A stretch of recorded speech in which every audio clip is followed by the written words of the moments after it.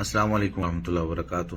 دنیا میں کبھی بھی مسلمان کے سامنے کوئی برائی ہو رہی ہوتی ہے نا، تو نبی کریم صلی اللہ علیہ وسلم نے ایمان کا حصہ قرار دیا ہے اور حکم دیا ہے کہ اگر تمہارے سامنے کوئی برائی ہو رہی کسی قسم کی بھی، تو اس کو روکنے کے لیے تم نے کوشش کرنی ہے، اور وہ کوشش تمہارے ایمان کے حساب سے مختلف ہو سکتی ہے، لیکن کوشش تم نے ضرور کرنی ہے۔ اگر تم نے کوشش نہیں کی تو تمہارا ایمان بالکل بھی باقی نہیں ہے۔ اب وہ کوشش کس طریقے سے ہے؟ نبی کریم صلی اللہ علیہ وسلم نے ارشاد فرمایا ہے کہ جو بھی تم میں سے برائی دیکھے فَلْيُغَيِّرْهُ بِيَدِهِ، اس کو اپنے ہاتھ سے روکے۔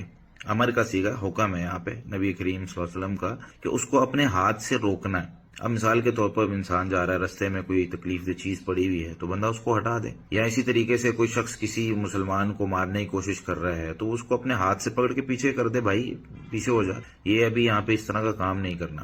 اگر ہاتھ سے استطاعت نہیں رکھتا نا، فَإِن لَّمْ يَسْتَطِعْ فَبِلِسَانِهِ، تو اپنی زبان کے ساتھ اس کو روکنے کی کوشش کرے۔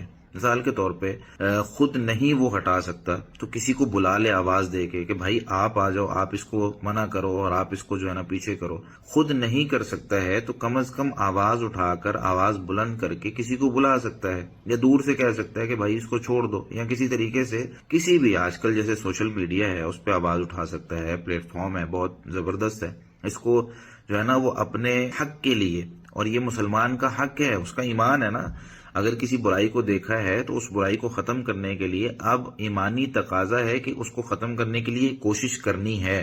تیسرا جو درجہ ہوتا ہے جس کو نبی کریم صلی اللہ علیہ وسلم نے ارشاد فرمایا وَذَلِكَ أَضْعَفُ الْإِيمَانِ، یہ ایمان کا کمزور ترین درجہ ہے۔ اگر یہ بھی نہیں ہوگا نا تو سمجھو ایمان نہیں ہے۔ وہ کیا ہے؟ اگر اس کی استطاعت بھی نہیں رکھتا نا، فَبِقَلْبِهِ، تو کم از کم دل میں برا جانے ہیں، اکیلے بیٹھے سوچے کہ یار اس کو کس طریقے سے میں روک سکتا ہوں۔ نہیں روک پایا نا، ہاتھ سے بھی نہیں روک پایا، زبان سے بھی نہیں بات کر پایا، تو سوچے بیٹھ کے یار اس کو روک کس طرح سکتا ہوں۔ دل کے اندر نا اس کے بیٹھ کے انسان کے دل کے اندر یہ تڑپ ہونی چاہیے کہ کوئی طریقہ میرے پاس ہو تو میں اس کو روکوں، یعنی اگلے درجے پہ جانا ہے نا، پیچھے نہیں جانا۔ پیچھے جائیں گے تو ایمان ختم ہو جائے گا۔ اب اس سے اگلے درجے پہ جانا ہے، بیٹھ کے دعائیں کر رہا ہے، اللہ تعالیٰ سے مانگ رہا ہے، کسی نہ کسی طریقے سے اس کو روکنے کی کوشش کر رہا ہے۔ یہ ہے ایک مومن کے لیے، یہ ہے اس بندے کے لیے کہ جس کے اندر ایمان کا کچھ درجہ موجود ہے۔ وَذَلِكَ أَضْعَفُ الْإِيمَانِ، یہ ایمان کا کمزور ترین درجہ ہے۔ برائی کو، کسی کو بھی دیکھ کے اس کی برائی کو روکنے کی کوشش کرنا ہے، ہاتھ سے نہیں تو زبان سے، زبان سے نہیں تو کم از کم دل میں برا جانے، پلاننگ کرے کہ بھائی اس کو روکنا کس طرح ہے۔ اب بات میں کر رہا ہوں، یہ جو دنیا کے اندر مسجدیں ہیں نا، یہ مسلمانوں کی سانجی مسجدیں ہوتی ہیں، اس کا کوئی ایک مالک نہیں ہوتا۔ اس کا مطلب یہ ہے کہ کسی بھی جگہ پر کوئی بھی مسجد جہاں اللہ کا نام لیا جاتا ہے، جہاں توحید پکاری جاتی ہے، جہاں اکیلے اللہ کو پکارا جاتا ہے، جہاں جو ہے وہ نمازیں پڑھی جاتی ہیں، یہ مسجدیں اللہ کی مسجدیں ہوتی ہیں۔ یہ مسلمانوں کی مشترکہ جگہ ہیں، اور اگر ان کی حفاظت ہم نے نہیں کی، یہاں پر ایمان کا ایک بہت بڑا چیلنج ہوتا ہے کہ اگر بندہ اپنی جو اس کی ملکیت کی چیزیں، اور خاص طور پر وہ جہاں اس کا ایمان باقی رہنا ہے، وہ جگہیں بھی انسان جب ان کی فکر چھوڑ دیتا ہے نا تو سمجھ لیں ایمان ختم ہونے لگ گیا۔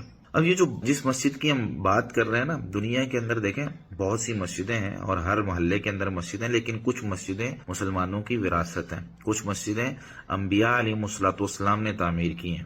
وہ 3 مسجدیں ہیں، مسجد حرام، مسجد نبوی اور مسجد اقصی۔ اس کے علاوہ بھی ہیں چھوٹی چھوٹی مسجدیں ہیں، مسجد قباء ہے یا اس کے، لیکن یہ جو 3 مسجدیں ان کا خصوصی طور پر حدیث میں تذکرہ بھی آیا ہے، اور خاص طور پہ ایک دفعہ سیدنا ابو ذر رضی اللہ تعالیٰ عنہ نے نبی کریم صلی اللہ علیہ وسلم سے پوچھا، صحیح بخاری میں یہ روایت موجود ہے 3366 نمبر پر، پوچھتے ہیں یا رسول اللہ، دنیا میں زمین پہ سب سے پہلے کون سی مسجد بنائی گئی ہے؟ تو نبی کریم صلی اللہ علیہ وسلم نے ارشاد فرمایا المسجد الحرام۔ پھر پوچھا کہ کون سی مسجد اس کے بعد بنائی گئی؟ تو آپ صلی اللہ علیہ وسلم نے فرمایا المسجد الاقصی۔ تو نبی کریم صلی اللہ علیہ وسلم سے پوچھا انہوں نے کہ ان دونوں کے درمیان فاصلہ کتنا تھا؟ تو نبی کریم صلی اللہ علیہ وسلم نے ارشاد فرمایا 40 سنہ، 40 سال کا فاصلہ تھا، یعنی یہ بہت پرانی مسجد ہیں۔